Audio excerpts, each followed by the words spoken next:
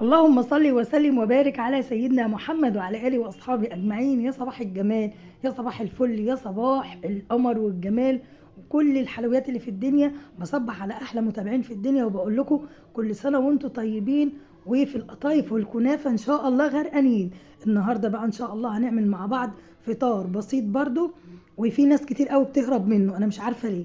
يعني في ناس كتير ما بتحبش تفطر سمك خالص على الايه في رمضان، انا مش عارفه ليه. بس ايه، ان شاء الله هنعمل مع بعض سمك خفيف وسهل ومش متعب ومش مقرف ولا اي حاجه من ده كله. هنبدا بسم الله ونسمي بالله ونجيب معانا القطايف. معايا كده نص كيلو من القطايف، هنحشيها زبيب وفول سوداني وجوز الهند بس كده، وهنقفل عليها كويس. طبعا كان جوزي كده جايبها لي، فقمت وهي طازه كده عملتها على طول في نفس اليوم. حلو الكلام، حلو الكلام. اهم حاجه في القطايف يا ست الكل ما تتركنش عندك في التلاجة عشان هتنشف ومش هتقفل، هتفتح منك. فاهم حاجه القطايف وقت ما تيجي في ساعتها تتعمل، هتبقى جميله ومريحه وهتبقى مقرمشه وتبقى حلوه قوي معاكي. هنجيب بقى الطاسه بتاعتنا الجميله، الزيت يكون زيت بقى حلو كده، حبه زيت حلوين بقى. وبعد كده هننزل بالقطايف في الزيت بعد ما يسخن، ويا دوب بس كده تلون معايا، واقوم مطلعاها. يعني ايه، هي كده كده العجينه مستويه تمام، مش هتاخد مني ايه تسويه يعني. فيا دوب بس كده تصفر كده وتروحي مطلعاها، ما تسيبيهاش لما تلون عشان ايه ما تديش طعم الحروقه. وهنقلب بقى ونطلع دول وننزل اخر حبه كده. كان في الوقت ده السيرم معايا او الشربات على البوتاجاز اتعقد، يا دوب ما خدش معايا 10 دقايق. ولقيته ايه، انا بحب بصراحه يكون حجمه وسط، يعني مش حجم وسط. يعني بحب الشربات لا يكون تقيل قوي ولا خفيف قوي، يعني يكون وسط. حلو الكلام. بعد كده هننزل بالقطايف وهي سخنه والشربات بتاعنا سخن، ونقوم ايه مطلعينه نصفيه بقى على اي حاجه عايزه تحطيه في طبق كده وتقدميه، هتبقى زي الفل. تمام يا ست الكل. نطلع بقى القطايف بتاعتنا ونسيبها تبرد كده شويه، وتعالوا بقى نعمل احلى شويه سلطه في الدنيا. مفيش اجمل منها بصراحه، بحبها جدا في الفطار في رمضان. هنجيب هنا معايا نص كوبايه من المايونيز، ومعايا كوبايتين من الزبادي صغيرين، او لو عندي كوبايه كبيره هتقضي الغرض. وكان عندي كده اكياس من العسل الابيض، كنت جايباهم، يعني جايلي كده في عروض، كنت جايبه عرض يعني ما. فكانوا الاكياس العسل الابيض دي جايلي في العروض يعني. فنزلت كده بحوالي بخمس اكياس وذره من الملح، وهقلب بقى الكلام ده كله. وما تنسيش معلقه من الخل وقلبيهم كويس. وانزلي بقى بالجزر والكابوتشي، طبعا الكابوتشي مغرق السوق الايام دي. وهنقوم بقى نازلين عليه الجزر والكابوتشي على ايه الخلطه الجميله دي، الزبادي مع المايونيز مع العسل مع معلقه الخل. خلصنا السلطه في ثواني، وهنقوم حاطينها بقى في اي اطباق تقديم عندك، هتبقى حلوه جدا. ممكن تحطيها في طبق واحد. بصوا بقى، انا والله العظيم كنت بصور الفيديو، نص اللي انا صورته في البدايه كله اتحذف، مش عارفه ازاي والله العظيم. يعني انا من قبل القطايف دي اصلا، لو تلاحظوا ان الفيديو بدأ معاكم بالقطايف، كنت مصوره كل اللي انتوا شايفينه ده. قطعت السمك وجهزت شوربه السي فود والتتبيله بتاعت الجمبري، كل ده يا جماعه والله اتمسح. المهم بقى هنبدا ونقول ايه.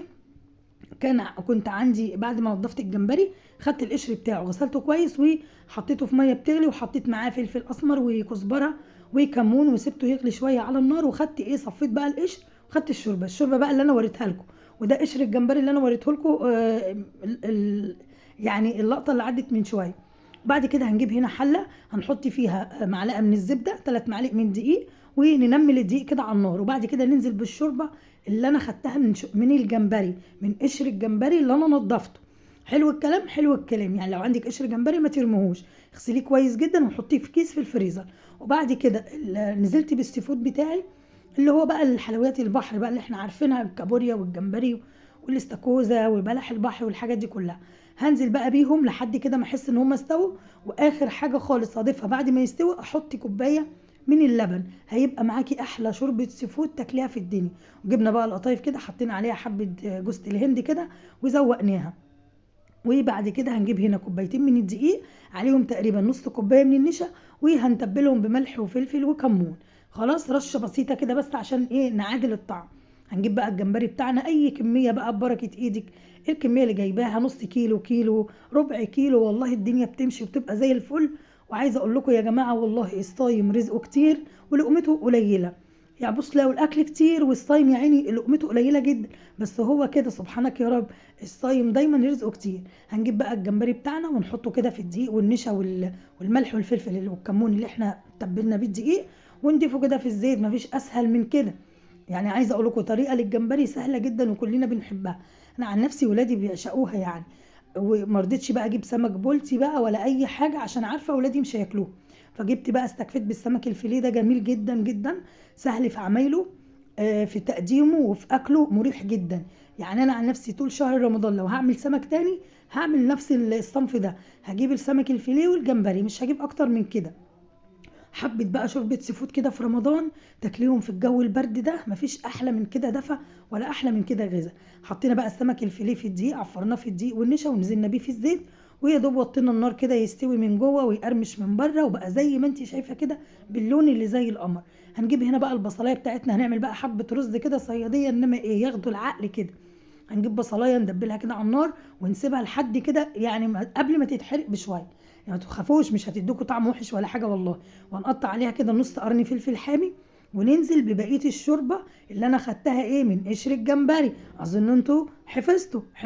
وبعد كده هنزودها بشويه ميه، بس انا عايزه يا جماعه البصل معاكي يوصل للون ده تمام، ما تخافيش مش هتتحرق ولا اي حاجه، بس هتديكي حبه رز زي القمر. ونزلنا بشويه كركم وشويه ملح، وبعد كده كميه الرز برضو اللي انت هتعمليها، وهنقلب الكلام ده كله ونغطي الرز ونسيب الكلام ده كله كده يتشرب على النار. خلاص غطينا على الرز بتاعنا. هناخد بقى الاول معلقه من التتبيله بتاعت السمك وهنضيفها على الرز ونسيبه بقى يستوي.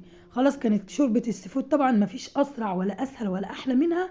خلاص كانت جست معايا في 10 دقايق. هنغرفها بقى كده وهي سخنه. خلاص دي بقى الوقت احنا كده في الوقت الاخير، يعني بنلعب في الربع الاخير. هنصب بقى البلح، واللحظه اللي كلنا مستنيينها، ايه، مدفع الافطار. هنيجي بقى نقلب البلح بتاعنا. على فكره يا جماعه كل ده انا عملته في الفيديو والله، اتمسح عصير الفراوله والبلح وقطعت السمك، بس في مقاطع كتير قوي اتحذفت، يلا قدر الله ما شاء فعل. المهم خلصنا بقى الجمبري وغرفنا الرز بتاعنا، وهنحط كده الجمبري على الوش كده. كمان كان جوزي كده جايب لنا سمك مكاريلي كده شويه بره، فقلنا برضو هينفع معانا كده ونزود سفرتنا ونزود اكلتنا. وان شاء الله كده صوما مقبولا وافطارا شهيا، وان شاء الله عمل متقبل ان شاء الله باذن الله. نتقابل في فيديوهات احسن واحسن، ورمضان كريم. وعايز اعرف منكم عملتوا ايه في رمضان وفي التراويح. انا يا دوب صلينا التراويح وقلت اسجل معاكم الفيديو. شايفين يا جماعه الاكل وجماله ولا القطايف ما تحلاش غير في رمضان، هي والكنافه، ولا احلى ولا اجمل من كده. يا رب النهارده يكون الفيديو عجبكم استفدتوا منه، والسلام عليكم ورحمه الله وبركاته.